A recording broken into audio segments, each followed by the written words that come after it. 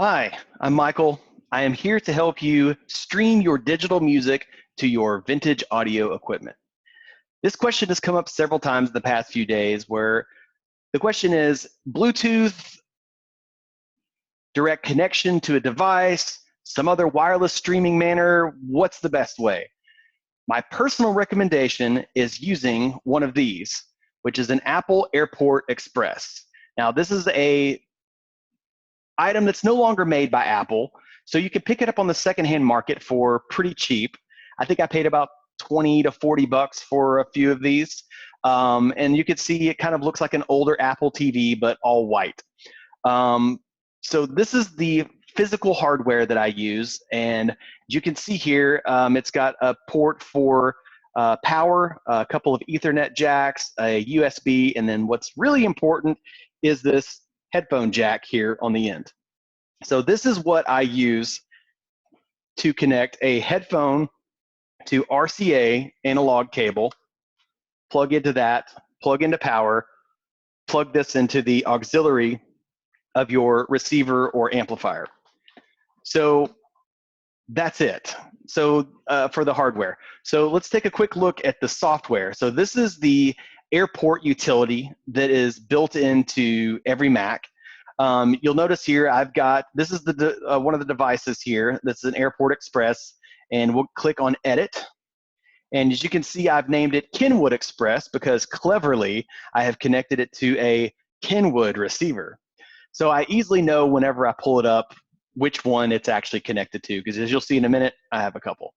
So as we go and look through here, I have this is all pretty basic setup, like how it's connecting. I don't think I changed anything there. Wireless, I have it join a wireless network. It's important that you do that because you don't want to extend or create a network. You want to join your current network, and you just put in your Wi-Fi name and password information there. And then you want to make sure under AirPlay you click Enable AirPlay. So that's what's going to make all of this magic work. The other thing is you want to make sure that it's up to date.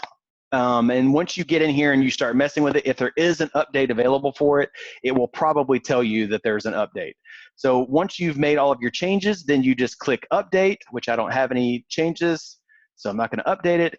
And then once this light turns green here, you'll also see a physical green light on the front of this. You'll know that you are good to go. It's on your network, and you can connect to it.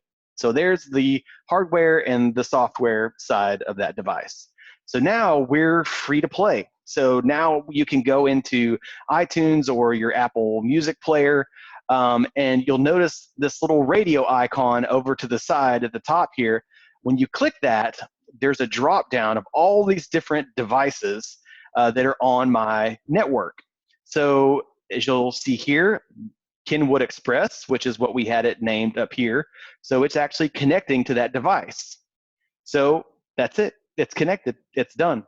So now whenever I go and play something in iTunes or the Apple Music player, it starts playing to that device. So it's actually playing directly to that device through my Kenwood receiver right now. So next, what I want to show you is you'll notice that it's only connected to that device. It was not playing through the computer.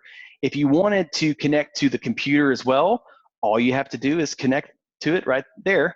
And then any other device on your network, you can click any of these, and it will also stream that same music feed in harmony with all of the rest of them. So it plays simultaneously. So if you wanted to set up whole home audio with Apple TVs and AirPort Expresses and whatever other Apple devices you have on your network, anything that shows up here, you can connect to it, and it streams the same thing at the same time, all in sync, which is kind of crazy if you think about it.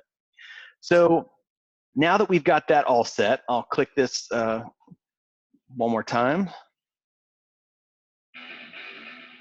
So it's playing both the computer and through the Kenwood simultaneously. So we'll pause that. So one key factor that makes this one different than the older Apple AirPort Express is that this one supports what's called AirPlay 2. And that is the technology that allows you to connect to multiple devices on your network. The AirPort Express, the older version, only supports AirPlay 1. And that means you can connect to a single device and that's it. So you could still kind of do this same thing if you had an older AirPort Express. It's just not going to be nearly as fluid. You can only connect to one device.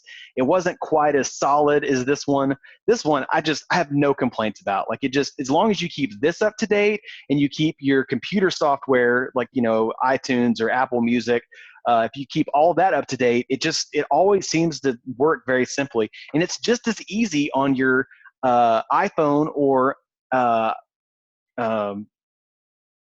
iPod Touch. Sorry, it's been a while since I've used one of those.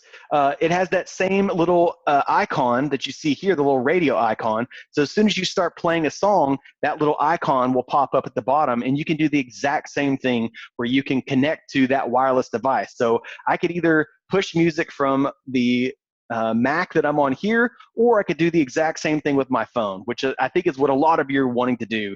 Is, you know, I have music in the music app on my iPhone. How do I get that music like with the best quality over to the my vintage receiver? So this is my recommendation to do that using the AirPort Express, using an analog RCA to headphone jack, connecting to an auxiliary on your receiver, and you're good to go. Now, there's one little tidbit. If you have a newer receiver that actually uses, has a digital audio connection, the other kind of cool thing about this is this does have a built-in DAC, or digital audio converter, built into it. So even though you're using this for an analog cable with your older receivers, you can actually use, if you have the correct adapter on a digital audio cable, you can actually plug that in the same way, because this does support that. So I can actually do the exact same thing using digital audio with just a different cable. It supports both. So analog or digital audio cables are both supported through that little headphone jack.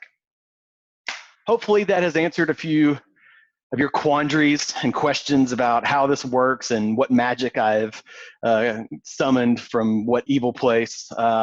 If you have any questions about what I'm doing, or if it's not working for you, I would say, like, first and foremost, make sure everything is up to date. That is the biggest thing with these, is that the last update that came out for this was huge in how it functions. So it adding AirPlay 2 to this was a big deal. It completely changed, like, the quality of audio and how that it handles that signal. So make sure that this has been updated, and also make sure that your Apple, Mac, and iPhone and whatever else you're pushing to it is also up to date. That's the biggest thing. That's when most people run into problems. It has to do with the fact that something in that system is not all up to date. So any other questions, feel free to shoot. Hopefully this has helped and can get you on your way to getting an excellent signal digitally from your digital audio collection to your vintage